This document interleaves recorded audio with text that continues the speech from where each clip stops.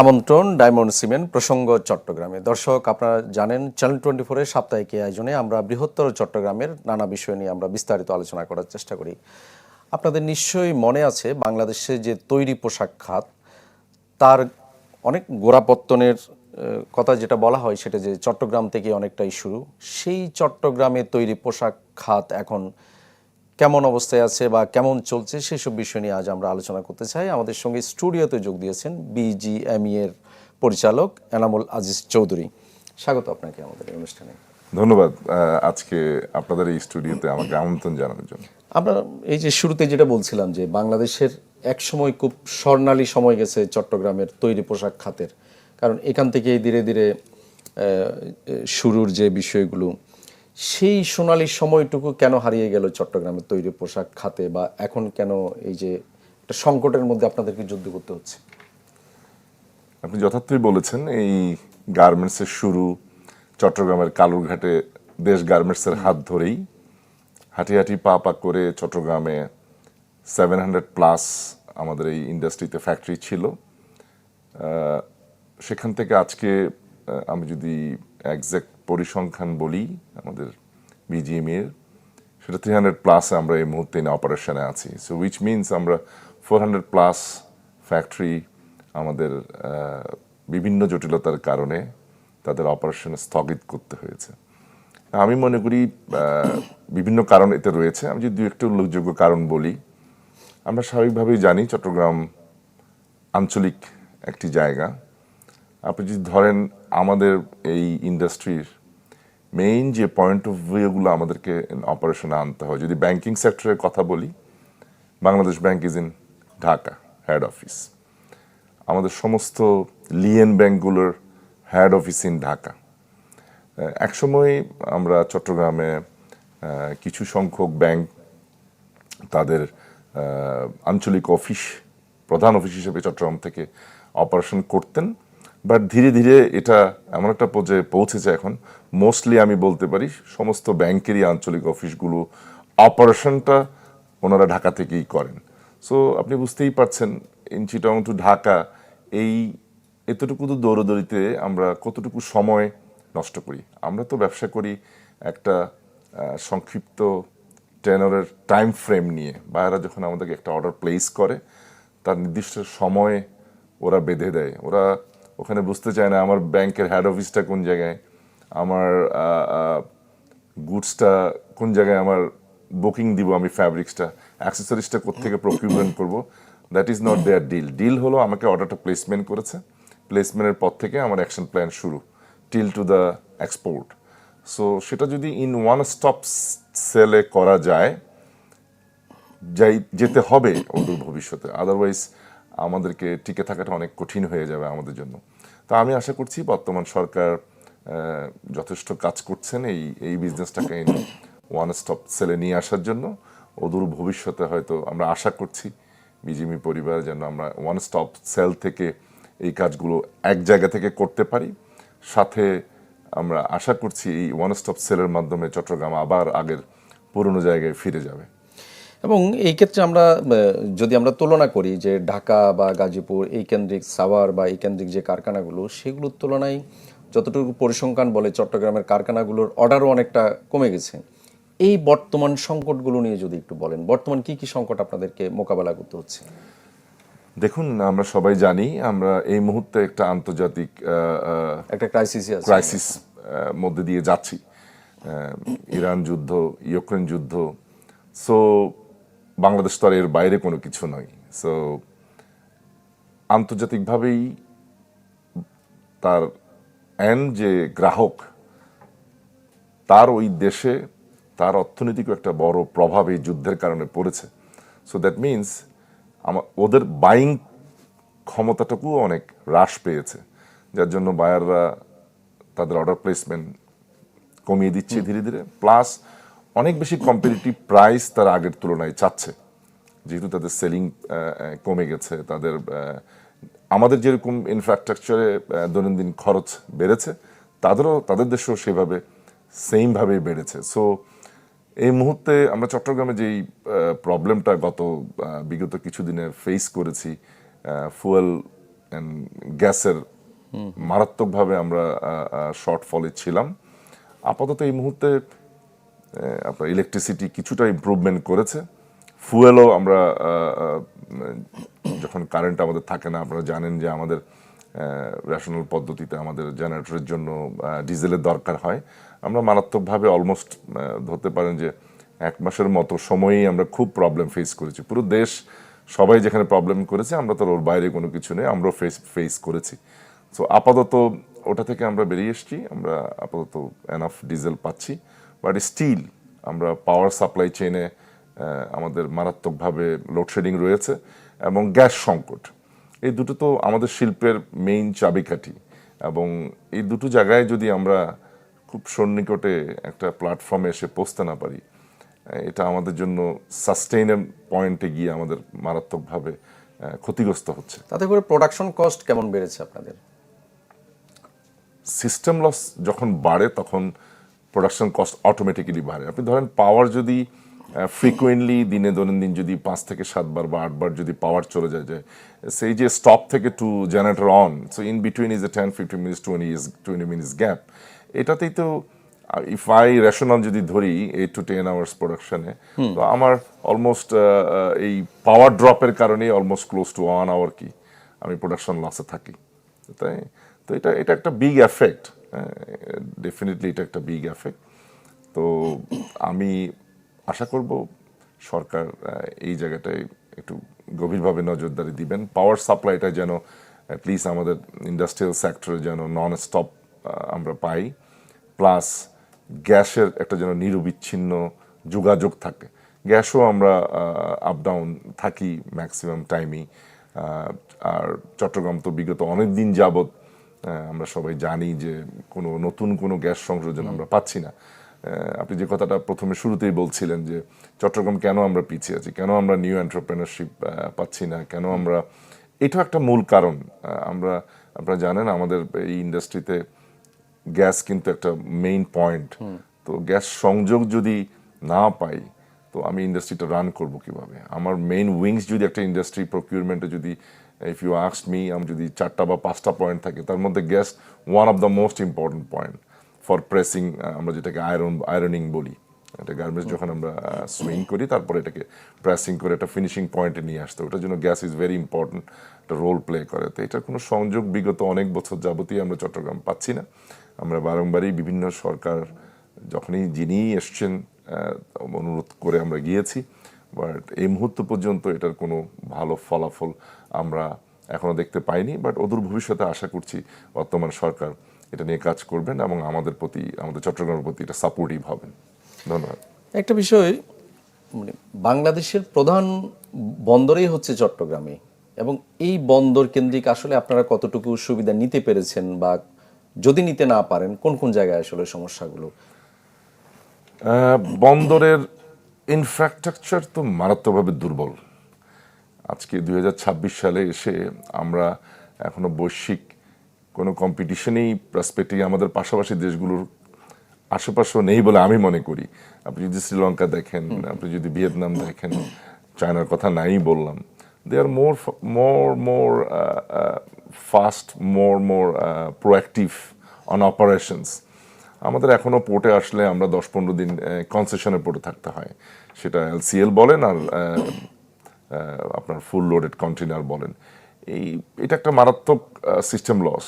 একটা প্রোডাক্ট এসে পোর্টে পড়ে থাকবে, তার শুধু paper documental preparation plus outing, container loading and আনলোডিংয়ে যদি আমরা 8-10 দিন 15 দিন নষ্ট করে ফেলি, সো টোটাল অর্ডার প্লেসমেন্টের যে 90 ডেজ বা 120 ডেজ আমাদের যে একটা লিড টাইম বেঁধে দেয় বায়ার। তো ইন বিগিনিং এই অপারেশনে তো প্রথম প্রকিউরমেন্টে আমরা হয়তো ফ্যাব্রিক বুকিং থেকে শুরু করে কাঁচা মালটা পোর্টে আসা পর্যন্ত it's takes 2 to 3 weeks or maybe 4 weeks.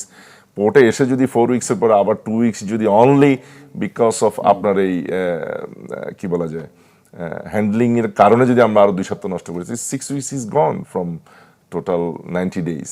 So এটা একটা মারাত্মক বিষয়। আমরা সবসময় সরকারকে বলে এসেছি বা এখনো বলছি যে পোর্টটাকে যেন একটু মডার্নাইজ করা হয়, পোর্টটাকে যেন মোস্ট কম্পিটিটিভ পজিশনে অপারেশনাল পয়েন্টটা আনা হয়। আমরা জানি আমাদের সেই সক্ষমতা রয়েছে। এবং সাথে কিন্তু কাস্টমসের ব্যাপারও আছে। কাস্টম সেখানে you are absolutely right, custom এখানে is a big role play করে, পার্ট প্লে করে for the paper processing. So এখানেও মারাত্মক জটিলতা। আপনারা জানেন এইচএস কোডের বিভিন্ন ইস্যু নিয়ে আমরা বিভিন্ন সময় প্রবলেম ফেস করি। এগুলো আমলাতান্ত্রিক জটিলতা আমি বলবো। এই আমলাতান্ত্রিক জটিলতা থেকে আমাদেরকে বেরিয়ে আসতে হবে। আমি বর্তমান গভর্নমেন্টের মাননীয় বাণিজ্যমন্ত্রী এবং আমাদের বিজিএমই টিম আমরা চেষ্টা করছি, এবং বাণিজ্যমন্ত্রী যথার্থই আপনারা গত কয়েকদিন আগে শুনেছেন, উনি ব্যবসাটাকে ইজ অফ ডুইং বিজনেস করার জন্য ওয়ান অফ স্টপ সেলের কথা বলছেন। আমরা মুখিয়ে আছি এই পজিশনে আমরা কখন যেতে পারবো। এটা ডেফিনেটলি আমাদের জন্য অনেক বড় একটা হেল্পফুল পয়েন্ট হবেন, কারণ এই জটিলতাগুলো থেকে যদি আমরা বেরিয়ে আসতে না পারি, আমরা তো ইন্টারন্যাশনাল কম্পিটিশনে অনেক পিছিয়ে থাকবো। সেই পিছিয়ে থাকাটাই আমাদের সক্ষমতার দুর্বলতা। সো আমরা শুধু প্রোডাক্টিভে এগিয়ে থাকলে হবে না, আমাদের এই ব্যাকওয়ার্ড লিঙ্কেজের এই জায়গাগুলো থেকেও অনেক বেশি অ্যাক্টিভ হতে হবে, প্রোঅ্যাক্টিভ হতে হবে, এবং আমাদেরকে আগামীর পথ চলায় ইন্টারন্যাশনাল কম্পিটিশনে টিকে থাকতে হলে এর কোনো বিকল্প নেই। We have to change our mind, we have to change our policy, and we have to come in a one stop cell. ধন্যবাদ। নিশ্চয়ই আমরা আপনার সঙ্গে আরও বিস্তারিত আলোচনা করব, ছোট্ট একটা বিরতি নিয়ে আসি। দর্শক, আমরা আলোচনা করছিলাম চট্টগ্রামের তৈরি পোশাক খাত নিয়ে। আমাদের সঙ্গে স্টুডিওতে রয়েছেন বিজিএমই এর পরিচালক এনামুল আজিজ চৌধুরী। আপনি বিভিন্ন সংকটের কথা বলছিলেন। আমরা মাঝখানে একবার শুনেছিলাম যে চট্টগ্রামের কারখানাগুলো বিশেষ করে শ্রমিক সংকটে ভুগছে বা কর্মী সংকটে ভুগছে, যে এইটা একটা। আরেকটা হচ্ছে লজিস্টিকের ক্ষেত্রে কোনো ধরনের সমস্যা আপনারা ফেস করছেন কিনা এখন এই মুহূর্তে। প্রথম আমি শ্রমিকের বিষয়েই যাই। হ্যাঁ, আমরা চট্টগ্রাম শ্রমিক সংকটে রয়েছি, যেহেতু আমাদের ডেভেলপমেন্ট ইন্ডাস্ট্রিগুলো last few years Dhaka based হয়েছে। সো গাজীপুর, ময়মনসিংহ, এদিক দিয়ে Narayanganj, plus connective to the Narayanganj এই লিঙ্ক রোডগুলোতে ইন্ডাস্ট্রি ডেভেলপমেন্ট হয়েছে। তো অনেক শ্রমিকই চট্টগ্রামে যেহেতু তাদের কর্মস্থান হারিয়েছে, ডেফিনেটলি তাদের নতুন কর্মসংস্থানের জন্য তারা ঢাকামুখী হয়েছে। সো ইন দ্যাট পয়েন্টে ডেফিনেটলি কিছু শ্রমিক ওইদিকে ধাবিত হয়েছে।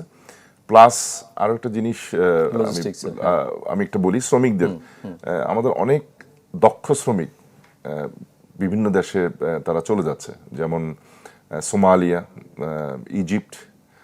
তারা আমাদের এই জিনিসগুলো, আমাদের এক্সপার্টারিগুলোকে তারা হায়ার করছে। এই ক্ষেত্রেও কিছু শ্রমিক ট্র্যাপেট্রিকভাবে মুভ হচ্ছে অ্যাব্রডে তাদের কর্মসংস্থানের জন্য। এটা একটা পয়েন্ট শ্রমিক শর্টেজের। ইনফ্রাস্ট্রাকচারে ডেফিনেটলি আমরা তো প্রবলেম ফেস করছি। আপনি জানেন এই ঢাকা চট্টগ্রাম হাইওয়ে একটা 8 লেনে হওয়ার কথা বহু আগে থেকেই। এটা অতি জরুরি একটা বিষয়।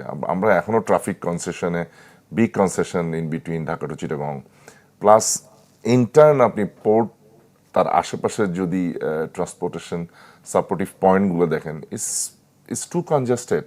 Every day the town are facing different পয়েন্টে তারা traffic congestions, traffic controlling almost নাই বললেই চলে। আমি সংশ্লিষ্ট কর্তৃপক্ষকে অনুরোধ করব অতি জরুরি যেন এগুলোর পদক্ষেপ নেওয়া হয়, কারণ ট্রাফিক কনসেশনটা কন্ট্রোল না হলে আমার ট্রাকটা যখন পোর্ট থেকে বেরোয়, সে বেরোতেই তার মেইন রোডে আসতেই যদি সে এখানে অর্ধ দিবস অতিবাহিত করে ফেলে, সো দ্যাটস মেক সেন্স। হ্যাঁ, তো আমি অনুরোধ করব অচিরেই বর্তমান traffic department of the city, ওনারা এই বিষয়ে অনেক বেশি তদারকি হবেন এবং ডিপলি এটা একটু দেখবেন, কারণ এটা একটা কমন বিষয় আমাদের চট্টগ্রামের সারাউন্ডিং পোর্ট, সারাউন্ডিং অফডকগুলোর আশেপাশে always is a big traffic concession থাকে। আর সামনে তো একটা ঈদ আসতেছে, আমরা জানি ঈদ পূর্ববর্তী আমাদের একটা বিগ এক্সপোর্ট ভলিউম থাকে, যেহেতু একটা 1-2 উইকসের একটা ড্রপ অফ এক্সপোর্ট থাকে ডিউরিং দ্য হলিডে। সো সব বায়ারাই তাদের গুডসগুলো একটু আমাদের বিফোর হলিডে চায়, এবং আমরাও এক্সপোর্টাররা বিফোর হলিডে জিনিসগুলো এক্সপোর্ট করতে চাই। সো এটা একটা প্রেশার থাকে অফডকগুলো প্লাস আপনার পোর্টের বিভিন্ন পয়েন্টে। তা আমি অনুরোধ করবো অতি দ্রুত যেন ট্রাফিক ডিপার্টমেন্ট এবং প্রশাসন যথার্থ একটা ব্যবস্থা নেন এই কনসেশনটা যেন খুব বিগ পয়েন্টার না হয়। কারণ এই কনসেশনটা যখন হয়ে যায়, কারণ এখানে একটা লিড টাইমের একটা বিষয় আছে, টাইম ফ্রেমের একটা বিষয় আছে। আমরা যদি ইন টাইম তা আমার কন্টেনারটা যদি আপনার বন্দরে পৌঁছাতে না পারি, উই মিস দ্য ভ্যাসেল। কারণ ভ্যাসেলের একটা স্টিপুলেটেড টাইম আছে। Some vessels are moving on Monday, some vessels are moving on Tuesday, Wednesday. উনি তো আর আমার কন্টেনারটা না পেলে মানডের ভ্যাসেলটা তো আর টুইসডে পর্যন্ত ধরে রাখবে না। সো এটা একটা বিগ বিষয়। আরেকটা যে আমরা বহুদিন ধরে শুনছি যে চট্টগ্রামে একটা গার্মেন্টস পল্লী হবার কথা ছিল। আমরা যতটুকু জানি যে আপনারা মিরসরাই স্পেশাল ইকোনমিক জোনে একটা বড় জায়গাও আপনারা নিয়েছিলেন। এই গার্মেন্টস পল্লীটা আসলে হচ্ছিল না কেন, বা কোন জায়গায় সমস্যা? দেখুন, আমরা বিগত সরকার আমাদের মিরসরাইতে একটা ইকোনমিক জোন আমাদের গার্মেন্টস পরিবারের জন্য উনি বরাদ্দ দিয়েছিলেন এবং অনেক ফ্যাক্টরি ওনার্স ওখানে বরাদ্দ নিয়েছেন। বাট প্লট বরাদ্দ দিলে তো হবে না। একটা প্লট সেটা অপারেশন পয়েন্টে যাওয়ার জন্য ইনফ্রাস্ট্রাকচার, তার আশেপাশের অনেকগুলো উইংস দরকার। প্রথমত যেটা দরকার, ল্যান্ড ফ্রেমের ডেভেলপমেন্টটা দরকার, সেটা এখনো হয়নি। আপনি যদি বলেন তারপরে নেক্সট ডেভেলপমেন্ট পয়েন্টটা ওয়াটার ফ্যাসিলিটিস, আপনি যদি থার্ড ফ্রেমে ইন্ডাস্ট্রি ডেভেলপমেন্টের পয়েন্টে যেতে চান, তাহলে আমার ওয়াটার ফ্যাসিলিটিস দরকার, যেটা এখনো যথার্থ নয়। আর এই দুটা পয়েন্ট যেহেতু এখনো সেভাবে গড়ে ওঠেনি, স্বাভাবিকভাবেই এন্টারপ্রেনাররা ওখানে ইন্ডাস্ট্রি করতে এখনো মুখিয়ে পড়ছে না। আসুন আমরা এই বিগত আমাদের এই বোর্ড, আমরা শুরুতেই পূর্ববর্তী চট্টগ্রামের মাননীয় ডিসি মহোদয়ের সাথে দেখা করেছিলাম। উনি ট্রান্সফার হয়ে গিয়েছেন, নতুন ডিসি মহোদয় এসছেন। আমরা ওনার সাথে বিগত আমাদের ফার্স্ট বিপি জনাব সেলিম রহমানের নেতৃত্বে আমরা একটা টিম ওনার সাথে দেখা করে এসেছি। সো বর্তমান ডিসি মহোদয় ভেরি ফ্রেন্ডলি, উনি বুঝেন বিষয়টা। উনি যেহেতু ওনার অতীত জব পয়েন্টটা নারায়ণগঞ্জে ছিলেন যতটুকু আমি জানি, সো উনি ইন্ডাস্ট্রি বেজ একজন মানুষ। তো আমার কাছে মনে হয়েছে উনি খুব পজিটিভ। আমরা ওনার কাছে সেই বড় আকারে কোনো গার্মেন্টস পল্লী না করে আমাদের মিডিয়াম স্কেলের, আমাদের এই এসএমই ফ্যাক্টরিগুলোর জন্য আমরা ছোট ছোট আকারে কিছু ফ্যাক্টরি করার জন্য জায়গা চেয়েছি। আমরা আমাদের প্রপোজালটা, আমাদের রিকোয়েস্টটা ওনার কাছে দিয়ে এসেছি। আমরা নিজেরাও এটা নিয়ে কাজ করছি, কোন জায়গাগুলোতে স্লটগুলো পাওয়া যেতে পারে। যেমন আমরা খুব বেশি করে একসাথে 50 একর বা 100 একর চাচ্ছি না। আমরা বলছি যে যদি 5 থেকে 10 একর করে ছোট ছোট করে আমাদেরকে অ্যাসোসিয়েট প্লট দেওয়া যায়, so we can build one building. আমরা একটা বিল্ডিংয়ের মধ্যে ধরেন 2জন বা 3জন এন্টারপ্রাইজকে যদি অ্যাকোমোডেট করতে পারি, এরকম আমরা 5 একর জায়গার মধ্যে আমরা 10 or 15 ফ্যাক্টরি or 20 ফ্যাক্টরিকে অ্যাকোমোডেট করতে পারি, মাল্টি স্টোর বিল্ডিং করে, and which will be the 100% compliance also. So এটা নিয়ে আমরা কাজ করছি। আমরা এই বোর্ড চট্টগ্রামে জনাব সেলিম রহমানের নেতৃত্বে কাজ করছি। সো আশা করছি আমরা খুব সহসাই আমাদের চট্টগ্রামের ডিসি মহোদয়ের সহযোগিতায় একটা গুড পয়েন্ট আসতে পারবো বলে আমি আশা করছি। যে এই আপনি নিজেও জানেন যে এখন মানে গ্রিন ফ্যাক্টরির দিকে যাচ্ছে, যে এখন বিশ্বজুড়ে নানা সেক্টরে এই বিষয়টার খুব গুরুত্ব দেওয়া হচ্ছে। চট্টগ্রামের চিত্রটা কেমন আসলে এখন? চট্টগ্রামে গ্রিন ফ্যাক্টরি খুব সেভাবে গড়ে ওঠেনি। আমার জানা মতো একটি কি দুটি ফ্যাক্টরি গ্রিন চট্টগ্রামে হয়েছে, বাকিগুলো মোস্টলি ইন ঢাকা। এটা আমাদের অনেক গর্বের বিষয়। বাট আমি মনে করছি আমরা অদূর ভবিষ্যতে আরও অনেক গ্রিন ফ্যাক্টরি এদেশে হবে, বা যারা আমরা এখন অপারেশনে আছি, ইন ফিউচারে গ্রিন ইনোভেশনে মুভ করার জন্য এন্টারপ্রেনাররা কাজ করছে এটা নিয়ে। এই ক্ষেত্রে মানে সমস্যা কোন জায়গায় বা সম্ভাবনা কোন জায়গায়, এটা যদি আরেকটু যদি বিস্তারিত বলেন, যে ধরেন একটা গ্রিন ফ্যাক্টরি করতে হলে হয়তো একজন উদ্যোক্তার এই পরিমাণ খরচ বেড়ে যাবে, বা এই ক্ষেত্রে যদি করতে হয় তাহলে এই হেল্প লাগবে সরকারের, এইটা যদি একটু বিস্তারিত। আপনি রাইটলি পয়েন্ট আউট করেছেন। ডেফিনেটলি এখানে গভর্নমেন্টের একটা বড় সাপোর্ট দরকার। সেটা হলো যে গ্রিন ফ্যাক্টরি করতে হলে ফার্স্ট অফ অল যদি কোনো এসএমই বা কোনো একটা মিডল ক্লাস ফ্যাক্টরি থাকে, তার একটা বড় স্পেস নিয়েই তো সে গ্রিন ফ্যাক্টরি করতে হবে। কোনো ছোট স্পেস নিয়ে তো আর কখনো কোনো গ্রিন ফ্যাক্টরি হবে না। সেক্ষেত্রে যদি তার প্রয়োজন হয় তার ল্যান্ড প্রকিউরমেন্টে, সেখানে গভর্নমেন্ট হেল্প করতে পারে। স্বাভাবিকভাবেই একটা ফাইন্যান্সের বিষয় আছে। গভর্নমেন্ট যদি তার এখন যে বর্তমান যে ঋণের যে ইন্টারেস্টের যে পয়েন্ট আউটটা আছে, এটা কিন্তু অবশ্যই কমিয়ে আনতে হবে। এই বর্তমান যে ঋণের যে ইন্টারেস্ট পয়েন্টটা আছে, আমি মনে করি না ইট ইজ সাস্টেইনেবল। কোনো গ্রিন ফ্যাক্টরি ওনার যদি এই ঋণের বোঝা মাথায় নিয়ে গ্রিন ফ্যাক্টরি করতে যায়, it will be sustain for long. তো সেখানেও সরকারের কাজ করতে হবে। আমি বর্তমান সরকারকে অনুরোধ করব, ওনারা যেন এই জায়গায় একটা সহজ শর্তে স্বল্প সুদে যদি ঋণের ব্যবস্থা করতে পারেন, এন্টারপ্রেনার উইল বি মোর, আমি বলবো যে এগিয়ে আসবে তার কাজটা সহজভাবে করার জন্য, এবং নতুন নতুন এন্টারপ্রেনার উদ্বুদ্ধ হবে গ্রিন ফ্যাক্টরিতে তার নিজের ফ্যাক্টরিটাকে কি রিমডেল করার জন্য। বিশ্বজুড়ে বিভিন্ন জায়গায় এখন ইনোভেশন হচ্ছে নানা ধরনের নানা সেক্টরে। এক্ষেত্রে গার্মেন্টস সেক্টরের আসলে কোন কোন আসলে ইনোভেশনের জায়গাটা আসলে দরকার এই মুহূর্তে? আমরা জানি আমরা অলরেডি এআই যুগে, রাইট? সো আপনি দেখবেন অদূর ভবিষ্যতে হয়তো কোনো এক সময় এই এআই আমার শ্রমিক ছাড়া প্রোডাকশনে যাবে। এটা নিয়ে অলরেডি আমি যতটুকু ইনফর্মড, অলরেডি টেকনোলজি যারা আমাদের এই মেশিন প্রকিউরমেন্টে কাজ করেন, ওনারা কাজ করছেন যে শ্রমিক ছাড়া কিভাবে মেশিন চালানো যায়। হয়তো দেখবেন 2-4-5 বছরের মধ্যে মেশিন চলে আসছে, এবং আসতেই হবে। বিকজ খরচের পরিমাণটা যদি আপনি প্রোঅ্যাক্টিভলি ইন্টারন্যাশনাল স্ট্যান্ডার্ডের কাছাকাছি কোথাও থাকতে হয়, বায়াররা যেভাবে তার প্রাইসটা আমার কাছে আস্কিং করছে, এবং আমার কস্ট ম্যানেজমেন্টটা ইনল্যান্ডে যেভাবে বেড়ে যাচ্ছে, এই দুটাকে যদি সমন্বয় করা না যায়, আমি তো কম্পিটিশনে আসতে পারবো না। আমার কম্পিটিশনে আসতে হলেই আমাকে অটোমেশনে যেতে হবে। সে অটোমেশনটা মেশিনারিয়াল হইতে হবে, সে অটোমেশনটা ইন্ডাস্ট্রিয়াল ইঞ্জিনিয়ারিং আমার প্রোডাক্টিভ প্ল্যানিং হইতে হবে। এবং এই সমন্বয় ছাড়া তো অদূর ভবিষ্যতে টিকে থাকাটা আমাদের জন্য খুব কষ্টকর হয়ে যাবে। তো আমরা বিজিএমই আমরা বিভিন্ন প্রজেক্টের সাথে ট্রেনিং প্রোগ্রাম নিয়ে কাজ করছি, যে কিভাবে মোটিভেট করা যায় এন্টারপ্রেনারদেরকে, তাদের এই কস্ট এফেক্টিভ প্ল্যানগুলো কিভাবে করা যায়, কিভাবে তার দৈনন্দিন খরচটুকু রেডিউস করার জন্য তার কোন কোন জায়গায় কাজ করা উচিত। সো আমাদের বর্তমান বোর্ড আমাদের বিভিন্ন, যেমন জিআইজেড থেকে শুরু করে বিভিন্ন সংস্থার সাথে কোলাবোরেট করে কাজ করছে, so to train the entrepreneurs. নিশ্চয়ই, আপনাকে অনেক ধন্যবাদ আমাদের সময় দেওয়ার জন্য। Thank you. আপনাদেরকেও ধন্যবাদ আমাকে আমন্ত্রণ রাখার জন্য। দর্শক, আপনারাও ভালো থাকুন, সুস্থ থাকুন।